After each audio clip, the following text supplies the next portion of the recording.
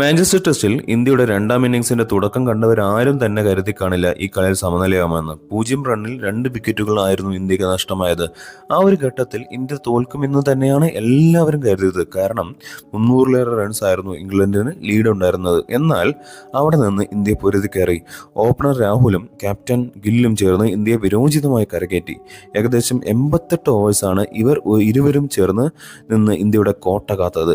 രാഹുലിന്റെ സെഞ്ചുറി നഷ്ടം വല്ലാത്ത സങ്കടമായി പോയി അല്ലേ.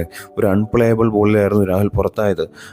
അത്രയൊക്കെ ഇന്ത്യക്ക് വേണ്ടി പൊരുതി നിന്ന് രാഹുൽ തീർച്ചയായും ഒരു സെഞ്ചുറി അർഹിച്ചിരുന്നു. ഗില്ലിൻ്റേത് ഒരു ക്യാപ്റ്റന്റെ വിരോചിതമായ ഇന്നിംഗ്സ് ആയിരുന്നു. പൊരുതി നേടിയ സെഞ്ചുറി എന്ന് തന്നെ പറയണം. രാഹുലും ഗില്ലും പുറത്തായതോടെ ഇന്ത്യ പതറുമോ എന്ന് പേടിച്ചെങ്കിലും അവിടെയായിരുന്നു ഇന്ത്യയുടെ കളി തുടങ്ങിയത് തന്നെ. ആദ്യത്തെ ബോളിൽ ക്യാച്ച് നൽകിയത് ഇംഗ്ലണ്ട് ഫീൽഡേഴ്സ് വിട്ടുകളഞ്ഞത് മുതലെടുത്ത് ജഡേജ ഒരു ചരിത്രപരമായ സെഞ്ചുറി നേടി.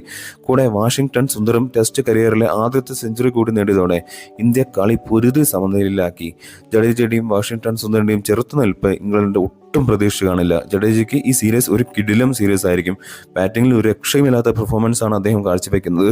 എന്തായാലും മത്സരം സമനിലയിലായതോടെ ബാക്കിയുള്ള അവസാന ടെസ്റ്റ് കൂടി ജയിച്ചാൽ ഇന്ത്യക്ക് ഈ പരമ്പര സമനില പിടിക്കാം.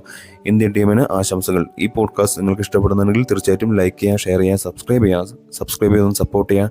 നന്ദി.